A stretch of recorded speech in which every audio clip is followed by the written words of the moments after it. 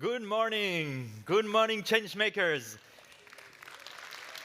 A big round of applause again for Minuit 12 because it was beautiful and I think we can thank you for setting the stage so brilliantly for these 3 powerful days and for bringing beauty here and also to use their art to have positive impacts. Good morning, changemakers. Welcome to Change Now.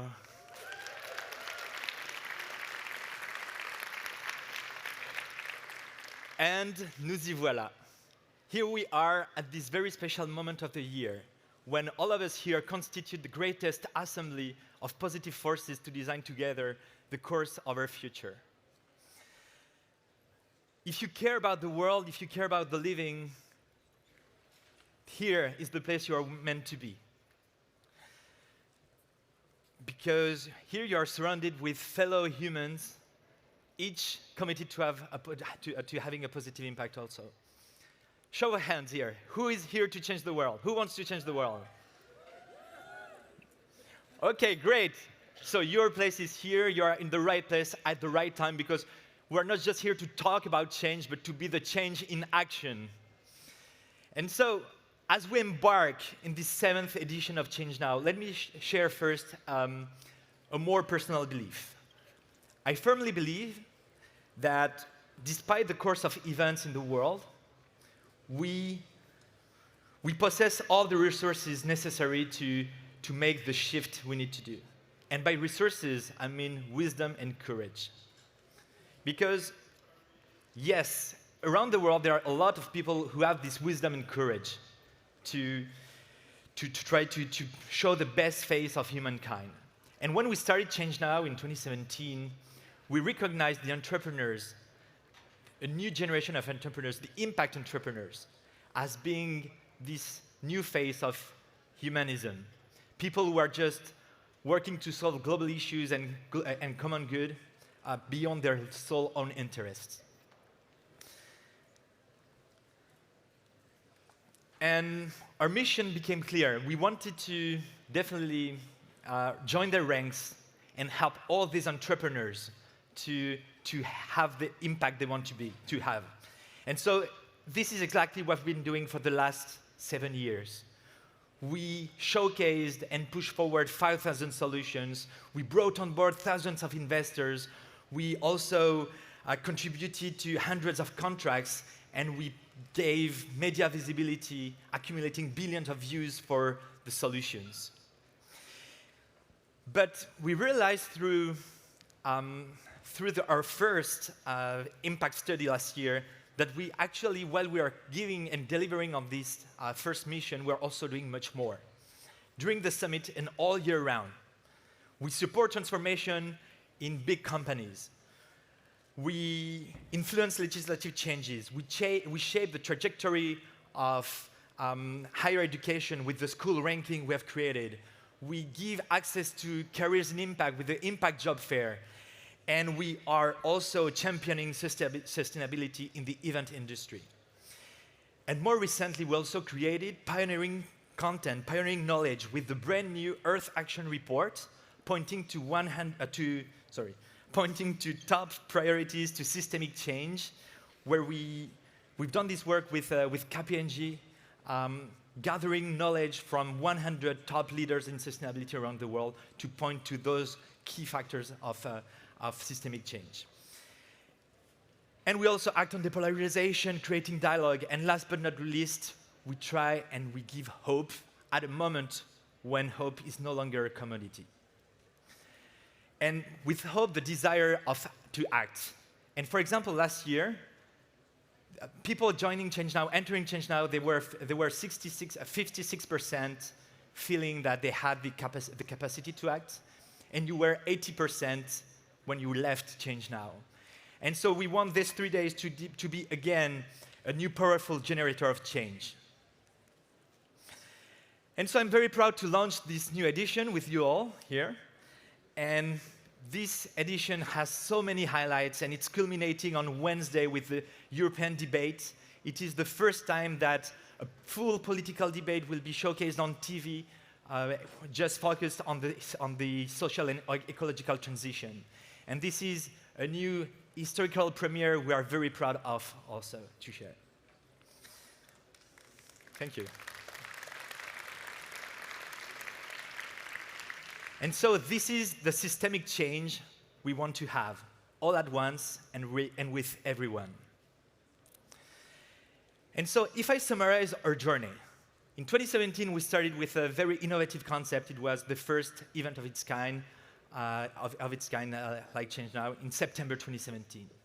2 years later, in January 2020, we created the most, I would say, the most amazing event no one could have imagined for this ecosystem. It was the first World Expo of Solutions for the Planet. It was at the Grand Palais, and we had, for the first time, 1,000 concrete solutions surrounded with 28,000 participants. It was really something huge for us. 2023, we went from a global summit to a larger impact organization on several fronts to make global change happen. And the truth is we could be satisfied with this, right? And say, okay, good, that's an achievement. But you start to know us. At ChangeNOW, we are dreamers and doers. And so together with you all, I want to share a very special moment and set the scene for what will be the next level of our journey. The vision we have is that with the community, we want to increase and multiply our impact by 10, by 100 in the years to come. And these are the 3 big steps we're going to take. The first big step is regarding the summit, this wonderful summit. I deeply believe that this is just the beginning, and the summit has still a lot more potential. And it's getting stronger and better every year, but what we want is now to prepare, what we are preparing is a new quantum leap. This is the last year we are in this venue. We're changing venues. Next year we are going to the venue that will host us for many years to come. And it's a place where we'll be able to expand more and more, and starting next year, ChangeNOW will double size. We'll double size, and we are going back to a venue that hosted the World Expos in the 1900s. We are going back to the renewed Grand Palais, and this will be a big next step to renew with this imagery of World Expos and to gather all the critical mass that will make the impact ecosystem one of the biggest trends in the world.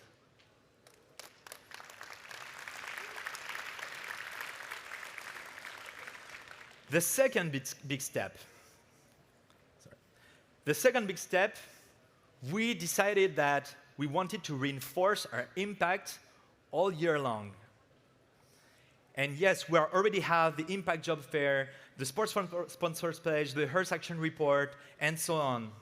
But we believe that there are some strategic battles of systemic change that have to be waged more accurately.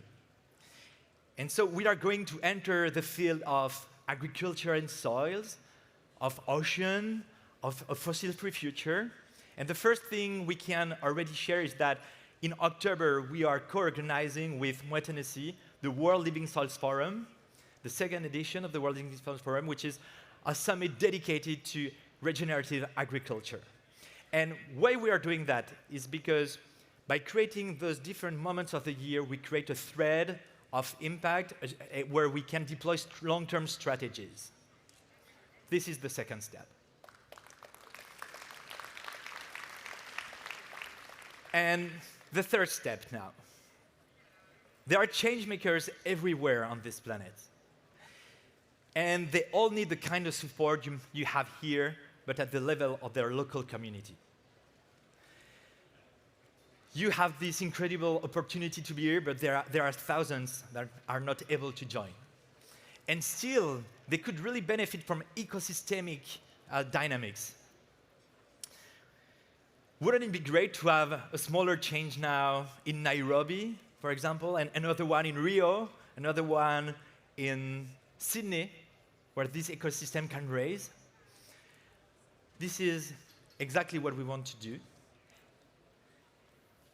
And so I'm happy to announce that we're opening ChangeNOW to the local communities, and I present you the ChangeNOW Hub licenses.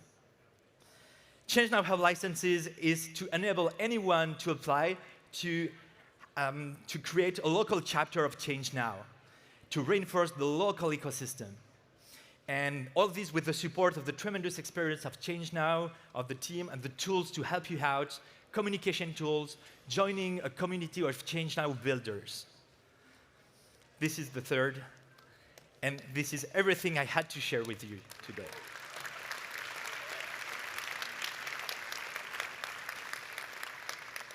So now, let's embark in this journey together, filled with hope, action, and the relentless pursuit of change. This is our time. This is our time. So welcome again to ChangeNOW 2024. Let's make this 3 days the starting point of so many journeys and collaborations that will transform the world. Thank you.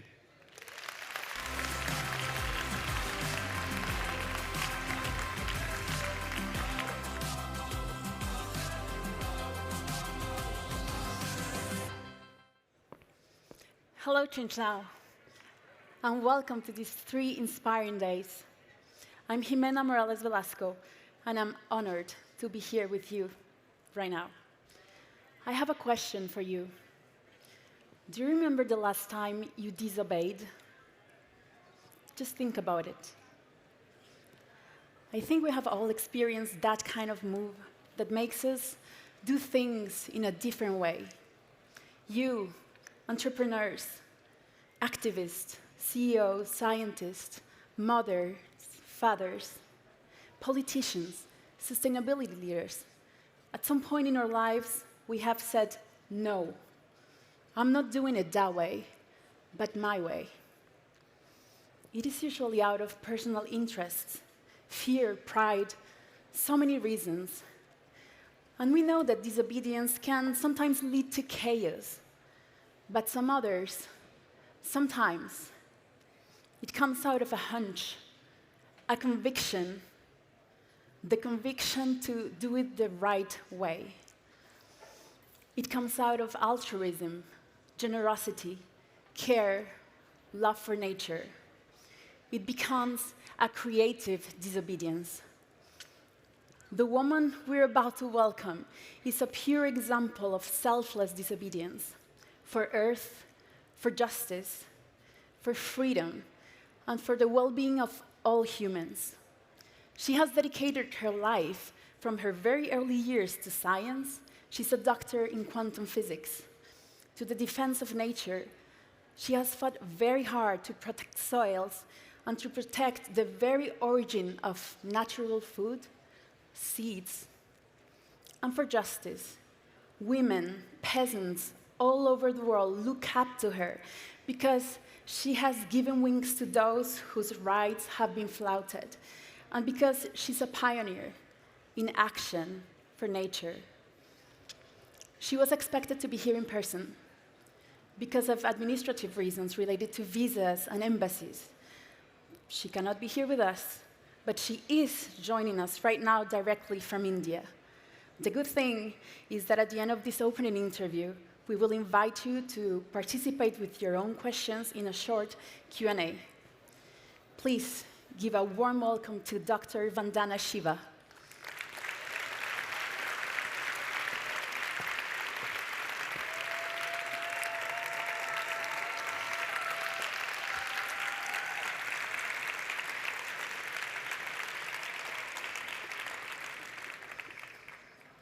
Dr. Vandana Shiva, it's a great honor to have you with us today.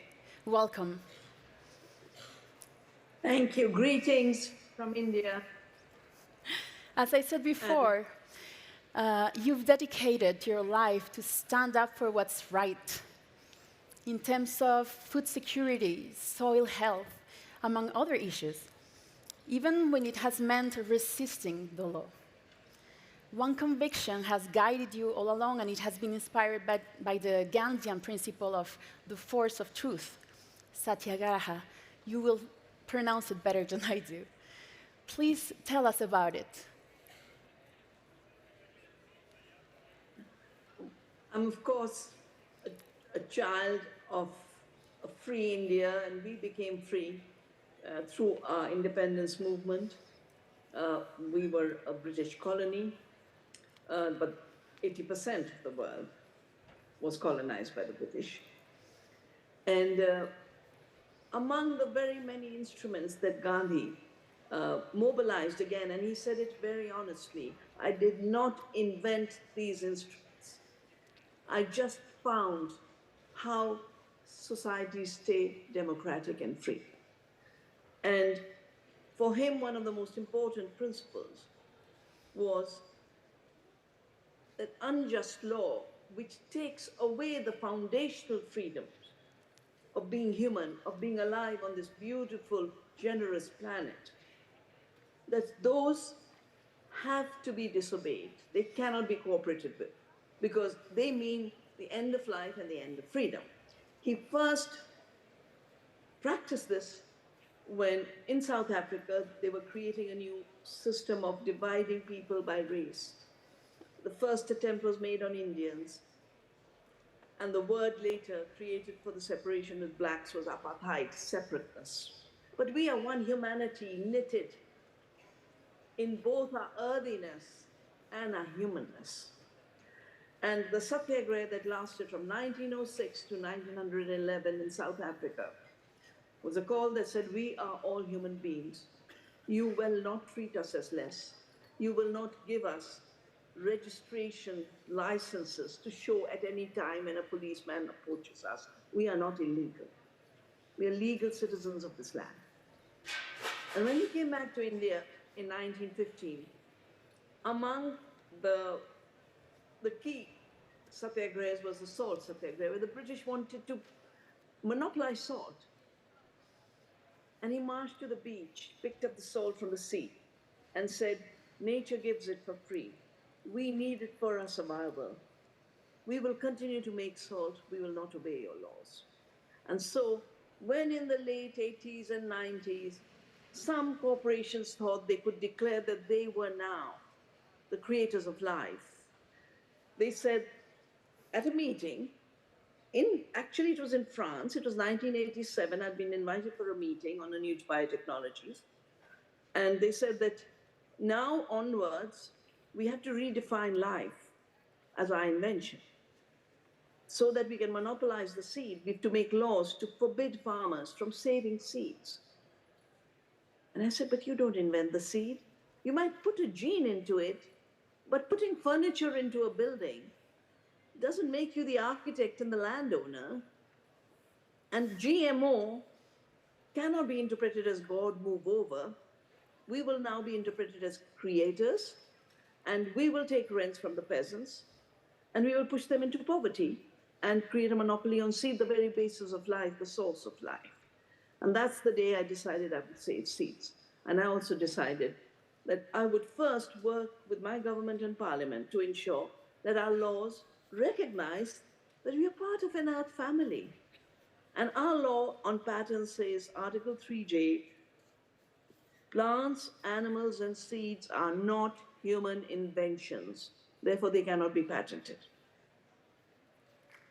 Another law recognizing that 99.9% of the breeding has been done by farmers. And then the corporations manipulated to uniformity, put a toxic gene of Roundup resistance or Bt toxin. That is not creating the seed. The farmers' rights must be recognized. So we wrote a law on farmers' rights. But I took the pledge that even if we had not succeeded, we would not obey, because saving seeds is our duty, sharing seeds is our duty, and the highest ecological duty of continuing life on Earth is the higher duty than obeying a crude law written by 5 corporations to make money out of monopoly on seeds. And that's why obeying the higher law and disobeying the law of greed, the law of injustice, the law of violence, is a human duty. Thank you, Dr. Shiva. Speaking about law, we are at a turning point in Europe as we are trying to shift into new models of production, of consumption, with new rules and regulations voted, sometimes applied and cheered, whether sometimes still rejected by the civil society, whether it's the Green Deal or the Common Agricultural Policy. What makes for you a good policy? What makes a good law at this crucial moment for the planet? I think there are three basic criteria for any law to be good, particularly a law that's supposed to heal the earth and regenerate her ecological processes. The first is it has to be a law made according to the laws of the earth. And these laws are known. Ecological laws are known. The nutritional cycle, the hydrological cycle, the carbon cycle, these are all established science. We have to just follow them. The second principle, of course, when it comes to people, is people have to participate. You cannot make laws without people's participation. Because even with the best intention, they end up really being dictatorial. And they will be rejected. But the third most important principle is look around and see. I mean, here you are gathered in ChangeNOW. Examples from around the world. I have practiced now for 50 years ecological sustainability, and for 40 years a sustainable, just, biodiverse agriculture that produces more food, regenerates the earth, and rewards the farmer. So these examples are there. Look at those examples. Don't turn your blind eye to practicing systems that work for the earth, work for the farmer, work for the consumer. And you know, in fact, I've just done a book about exactly the future you've asked, and you all will have it in a few months, about how do we make a transition for more social justice, because sadly the age of oil was the age of the beginning of huge inequality, the age of the robber barons, the 1930s, the Great Depression, the Dust Bowl, all of that together. And it's in a way, we are seeing a similar situation right now. So we need to basically look at what does the earth need, what do human beings need, what is the least hurtful, harmful way to fulfill human needs while we regenerate the earth. And the science is there, the practice is there, the law must follow that. Amazing, thank you.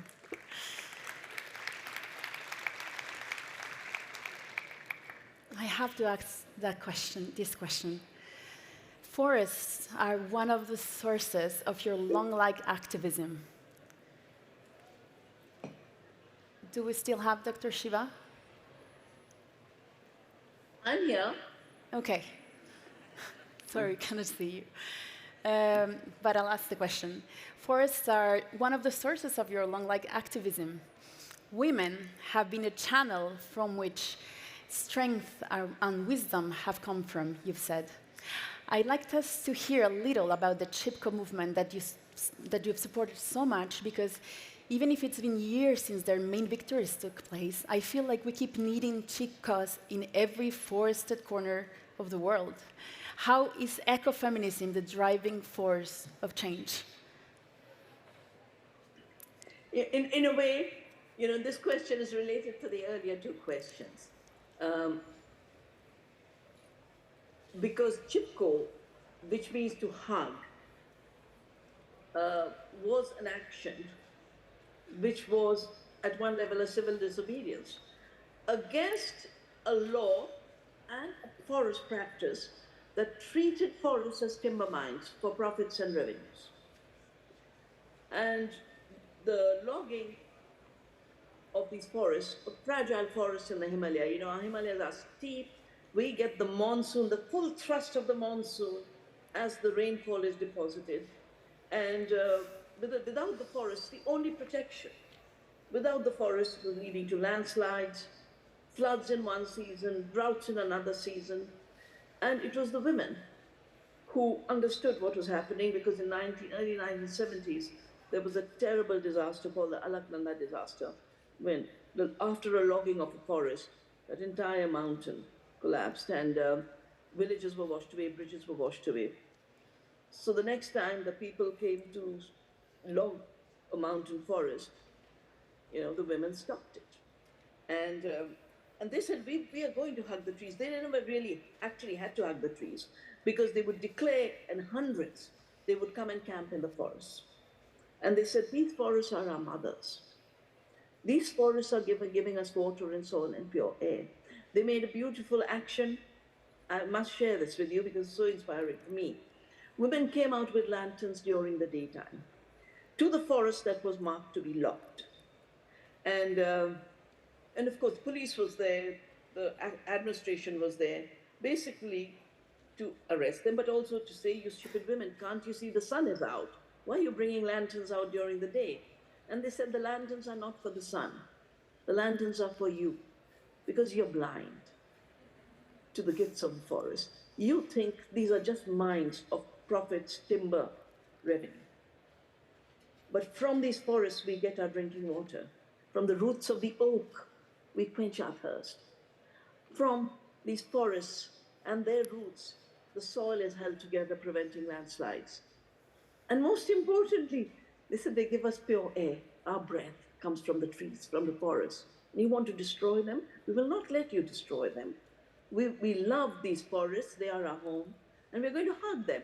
And for me, the combination of a resistance and civil disobedience against an economy of greed and extraction, with the highest act of love and embrace. That became my inspiration for life. So I've embraced the seed, I've embraced rivers, I've embraced people when they are being crushed and marginalized. And today I would give a call to all of you. We need custodians everywhere. The custodians in the mountains were the women whose farming was related to the forests. The custodians of the land, agriculture, means the culture of the land, the care for the land. We need custodians for the land. And my research and my work over these 40 years has shown that small farms produce more, biodiverse farms produce more, women farmers, because they have to produce more with less biodiversity, with more biodiversity, but on less land. And the spirit of working with the earth, of caring for the earth, of nourishing the earth, that is true agriculture, that is true earth keeping. And at this point where we are at a watershed, where we can't even define for ourselves, who are we? We've forgotten we are part of the earth. We were made to think that the earth has to be subjugated, nature has to be subjugated. We are superior through an anthropocentric arrogance. And ecofeminism really is a huge, deep correction. It gets rid of the anthropocentrism. We are part of the earth, we are part of an earth family, and women and men are not unequal, and the earth is not an object to be exploited. More importantly, through these movements, we realize that our highest vocation now, highest change has to be a change from extraction, domination, monopoly, ownership, to love, care, sharing the gifts of the earth. And my experience, my research, my practice has shown me over these years that the more we care and the more we share, the more we have. The more we grab, the less there is for most. A few people get a lot. But what are the billionaires going to do with all this? Trillions of dollars of money. And taking away the food and the seed and the land and the water.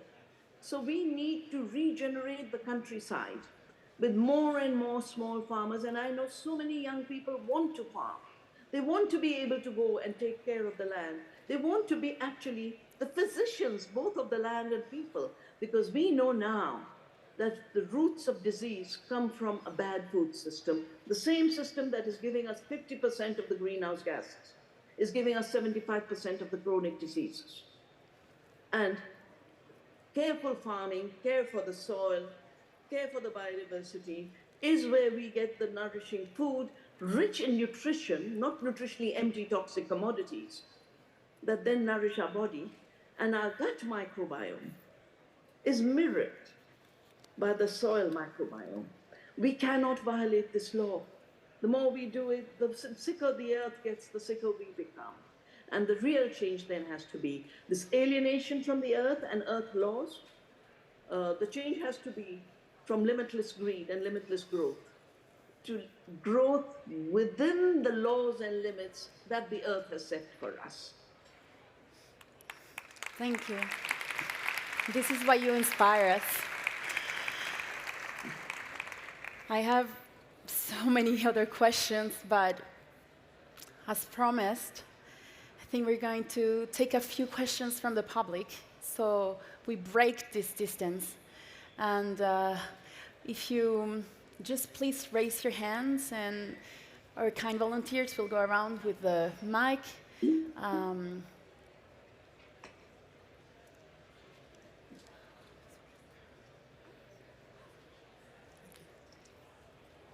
Hi, my name is Edwina.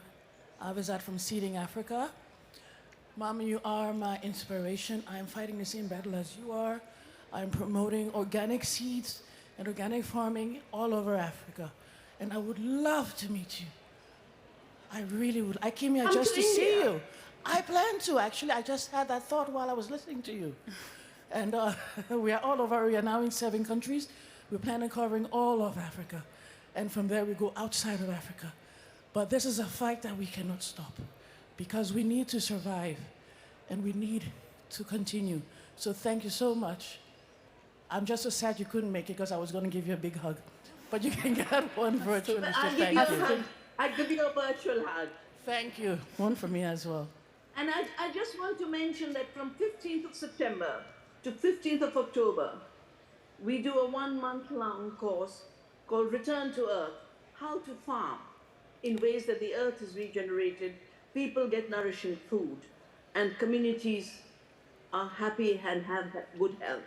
So 15th of September to 15th of October, if you go to the website of navdanya.org, NAVDANYA.org, and look at the Earth University courses. And we welcome all of you in that hall. We look forward to seeing you, to see the practice of Change Now, that is both regenerating the earth, giving us healthy, good food, and needs more hands, more heads, more hearts to work together in harmony with the earth laws. Thank you. I definitely will be there. Thank you. We have one more question here. Hello, I'm Stephanie Koopman, and I'm also here because of you. So thank you very much for speaking, and it's a pity you are not here in person. I'm representing also a foundation, and I'm trying so hard to convince international NGOs to shift from climate funding, all this kind of circus, into biodiverse food production, to also fight hidden hunger for children, biodiverse food for their brain development, which is a super argument to also underline going for permaculture, eco-agriculture. It's so hard to convince them.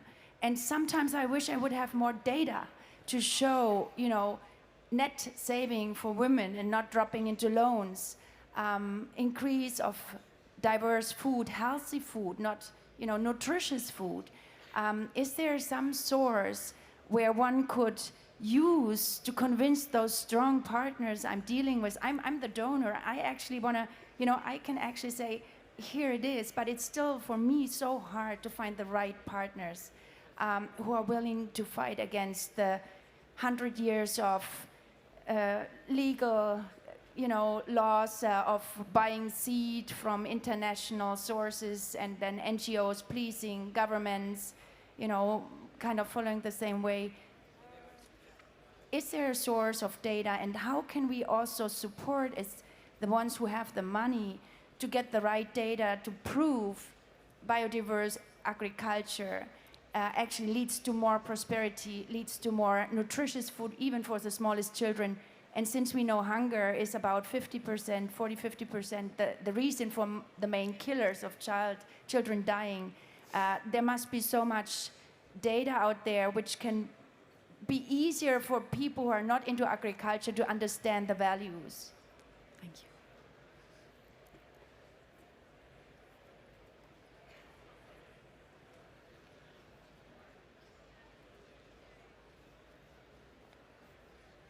Okay. We're having some problems with the connection, but then we'll come back to it. They're trying to get connected now. Thank you.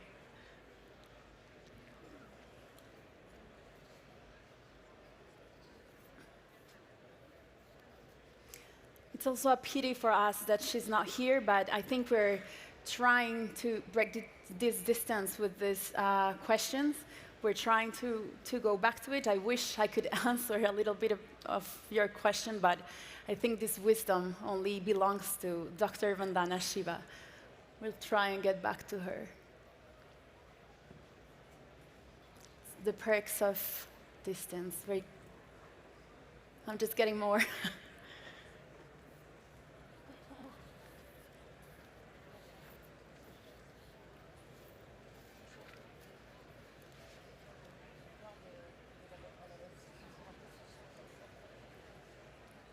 Okay, they're telling me we're not getting any connection back with her. We got to make only one question. I'm so sorry about this. But I hope what we got to share was inspiring for you and it gets you started in these 3 days of Change Now. I'm sorry to Stephanie, whose question was not answered, but maybe you'll be able to exchange with her at some point. I thank you all for your active listening. And I remind you and strongly suggest you to go check Vandana Shiva's latest book, Mémoire terrestre, available here in its French version. You can go to the bookstore and find it. You can also check the book in English, Terra Viva, where she develops all of this fight that she's been doing over 50 years already. It's a very inspiring book, and I think we can go deeper in her thought of civil disobedience, but also ecofeminism as the drive for change. I thank you all, and I wish you an excellent Change Now edition 2024. Thank you all.